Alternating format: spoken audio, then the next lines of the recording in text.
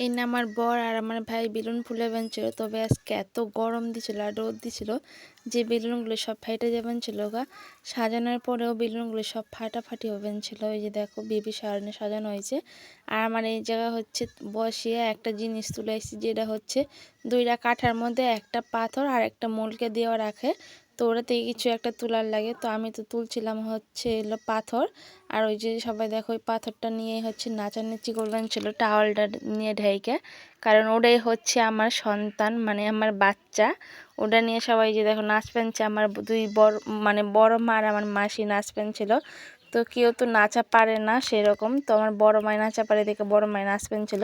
তো আমার মা তো একটু নাচা পারে না, আমার মা হচ্ছে দাঁড়িয়ে ছিল।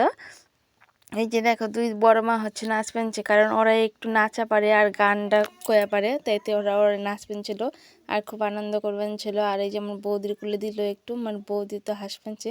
এই জায়গায় সবাই হাসাহাসি এত বেন ছিল যে আমি এগুলো মিউট করে দিছি, নাহলে শুনতে খারাপ লাগবো। আর এই যে আমার তিন বৌদিও হচ্ছে নাচবেন ছিল। তারপরে তো আমার এদিকে স্বাদ খেবেন নিগে। আর এই যে দেখো স্বাদের হচ্ছে নিয়ম হচ্ছে 3বার সঙ্গে ফালার নাকবো, তারপরে আমার খাওয়ার নাকবো।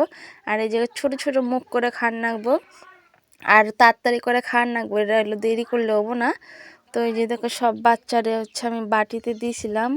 আসলে আমি হচ্ছে ছোট থেকে এন্তরি কারো এইটা খাবার খাই নাই কে।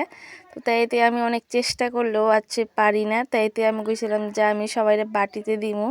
আর এটা নিয়ে কিন্তু মজা করার কোনো কারণ নেই, কারণ আমি যেহেতু পারি না, যদি সবার এইটা খাই এই জায়গা, তাহলে হয়তো আমার মানে বমি হয়ে যাবো গা।